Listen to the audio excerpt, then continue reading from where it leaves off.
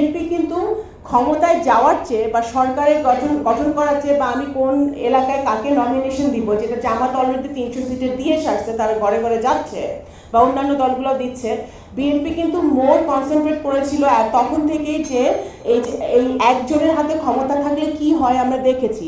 সেগুলা থেকে বাংলাদেশকে বাঁচানোর জন্য, বাংলাদেশের জনগণকে একটা নতুন বাংলাদেশ উপহার দেওয়ার জন্য এই ইয়াং জেনারেশন যারা এই টেবিলে বসে আছে তাদের জন্য একটা নতুন বাংলাদেশ করার জন্য কি করা উচিত আমরা 2022 সালে দিয়েছি 27 দফা দিয়ে।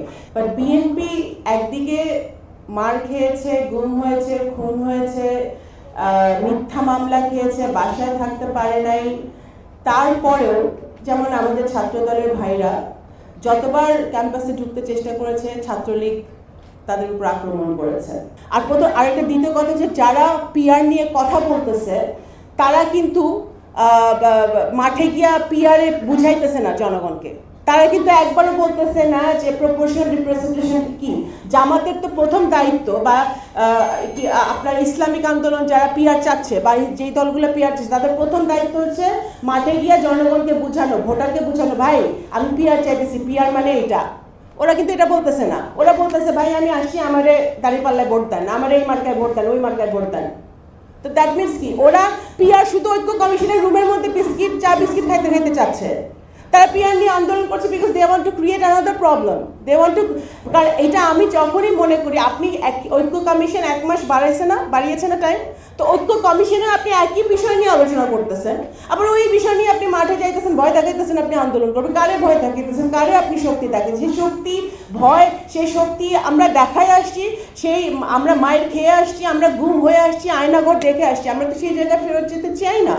আমরা তো খুশি হয়েছিলাম যে দ্বিমত থাকা সত্ত্বেও মানে এইটাই ডেমোক্রেসির সৌন্দর্য যে এত দল এত মত কিন্তু একটা ঘরে বসে সারাদিন তারা বিভিন্ন বিষয় নিয়ে আলোচনা করছে, দ্বিমত করছে, ঝগড়া করছে, আর্গুমেন্ট করছে, বের হয়ে যাচ্ছে, আবার ফেরত গিয়ে আলোচনা করছে।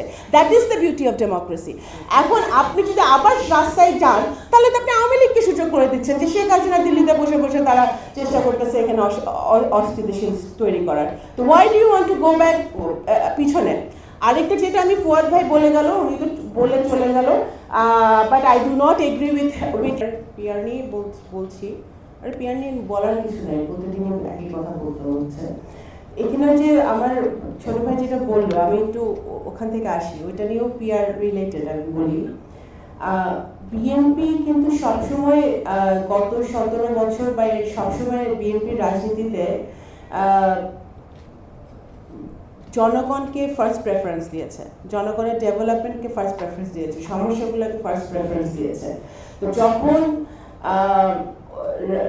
শেখ হাসিনার সময় যখন অন্যান্য দলগুলা কথা বলতে পারে নাই, মাঠে নামতে পারে নাই, তারা তৎকালীন প্রশাসনের কথা শুনে তাদের মতো তারা চুপ করেছিল, তারা তাদের মতো করে রাজনীতি করার চেষ্টা করেছে বাংলাদেশে।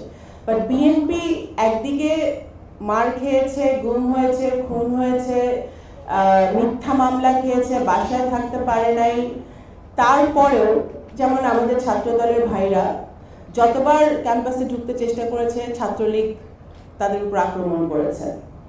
বাট অন্য দলের ছেলেমেয়েরা থাকতে পেরেছে ওখানে, তাদের রাজনীতিটা করে যেতে পেরেছে, পড়াশোনা করে যেতে পেরেছে, যেটা তার সুযোগ পায়নি। কিন্তু বিএনপি যেটা করে, বিএনপি দেখেন 2000 যখন শেখ হাসিনা ক্ষমতায় ছিল তখনই কিন্তু 2022 সালে আমরা রিফর্মের কথা চিন্তা করেছি। এখন যারা পিআর নিয়ে চিল্লাচ্ছে, এখন যারা রিফর্ম নিয়ে কথা বলছে, সংস্কার নিয়ে কথা বলছে, বিএনপি কিন্তু ক্ষমতায় যাওয়ার চেয়ে বা সরকারের গঠন করার চেয়ে বা আমি কোন এলাকায় কাকে নমিনেশন দিব, যেটা জামাত অলরেডি 300 সিটে দিয়ে সারছে, তারা ঘরে ঘরে যাচ্ছে বা অন্যান্য দলগুলো দিচ্ছে, বিএনপি কিন্তু মোর কনসেন্ট্রেট করেছিল তখন থেকেই যে এই একজনের হাতে ক্ষমতা থাকলে কি হয় আমরা দেখেছি।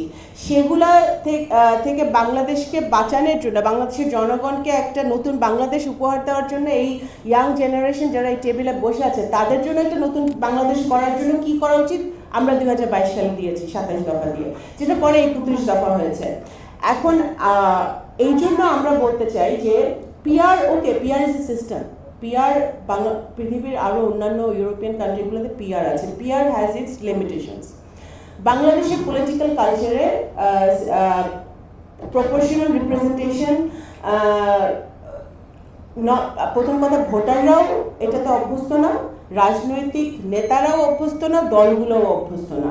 আপনি এটা নিয়ে আলোচনা করতে পারেন। আপনি যখন একটি ফ্রি ফেয়ার ক্রেডিবল ইলেকশনের মধ্য দিয়ে একটা পার্লামেন্ট গঠন করবে, সেই পার্লামেন্টে আপনি পিআর নিয়ে আলোচনা করতে পারেন, পিআর বাংলাদেশের জন্য উপযুক্ত কিনা বা কিভাবে কেস স্টাডি হিসেবে পিআর করতে পারি আমরা, বাট তা একটা আলোচনার বিষয়, পার্লামেন্টে এটা আলোচনা হতে হবে। It is not a job of interim government or people sitting in the ঐক্য কমিশন, তারা এটা ডিসাইড করে দিবে বাংলাদেশের জনগণের ভাগ্য।